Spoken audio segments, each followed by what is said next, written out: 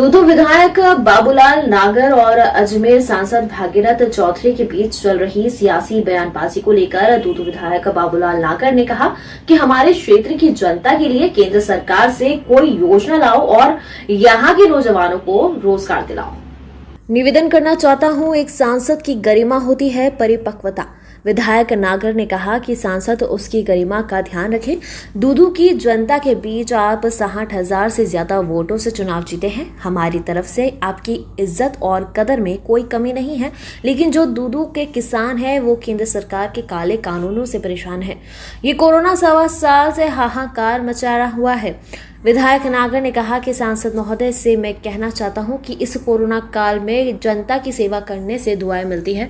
जो गरीब की दुआएं हैं, गरीब की दुआओं लो, ये मौका निकल जाएगा। मौका निकल जाने के बाद फिर बाद में पछताना पड़ेगा। ये दूदू विधानसभा क्षेत्र का गांव केवल एक फगोसा, एक पत्र जो केवल एक केंद्र सरकार के परिपत्र से निकाला, उस परिपत्र के पत्र को दिखाए घूम रहे हैं। मैं तो दावा करता हूं, अभी तक तो हमारे सांसद महोदय ये भी नहीं जानते होंगे कि दूदू में विधानसभा में इस बाबूलाल नगर ने कहाँ पीएमजेएसवाई में रोडें मंजूर कराई। पहले एक बार कम से कम मेहरबानी करके उन रोडों के और रोडों के रास्तों के दर्शन तो कर लो। ये बहुत खून पसीना बहाकर हमने ये काम शुरू किया है। RIDF, मैं आपके नोटिस में आपके अनुभव को बढ़ाना चाहता हूँ। RIDF एक ऐसी योजना है जिसमें 100% 100% पैसा राज्य सरकार का होता है, और ये जो PMJSY भी है, ये PMJS में भी 50% राज्य सरकार का होता है, 50% केंद्र सरकार का होता है। केवल एक औपचारिक आदेश कि हम सांसद से भी अनुमोदन कराओ, और ये जो काम सैंक्शन कराने के लिए प्रस्ताव बनाए, जो मेहनत मदद करके हमारे सार्वजनिक निर्माण विभाग के अधिकारियों को कन्विंस किया, जिन करोड़ों का फैसला कराया, उन फैसलों का केवल अनुमोदन के लिए दिल्ली भेजे, और अनुमोदन के दौरान एक परिपत्र निकल जाए कि सांसद से भी अनुमोदन का लेटर लो।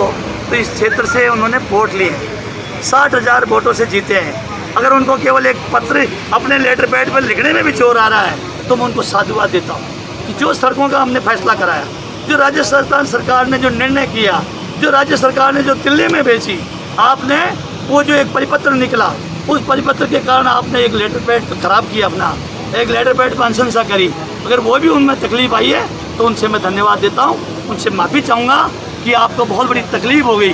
जो मेहनत करके हमने सड़कों का प्रस्ताव बनाया, आपने केवल एक औपचारिक एक लेटर पैड पर उनका नाम लिख दिया, और उसी से आपको इतनी तकलीफ हो गई।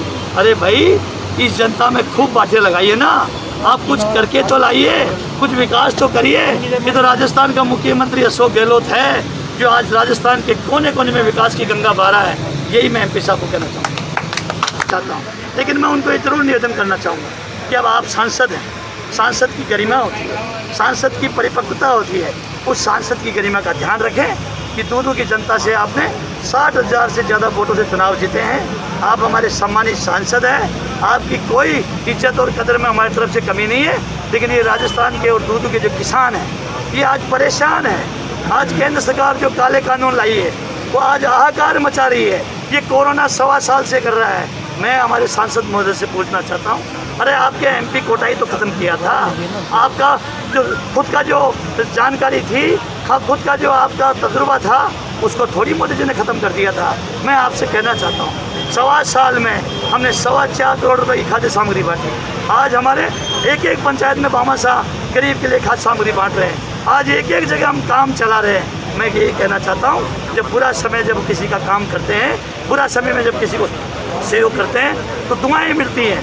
मैं हमारे सांसद महोदय से यही कहना चाहूँगा, ये जो गरीब की दुआएं हैं, इसको लो, ये मौका निकल जाएगा, बाद में पछताओगे। और जब गरीब की दुआएं नहीं मिलेगी ना, तो गरीब आपको जब समय आएगा तो आपको जवाब देगा। इसलिए मैं यही कहना चाहूँगा, हमारे सांसद महोदय भोले हैं, अभी उनको अनुभव की कमी है।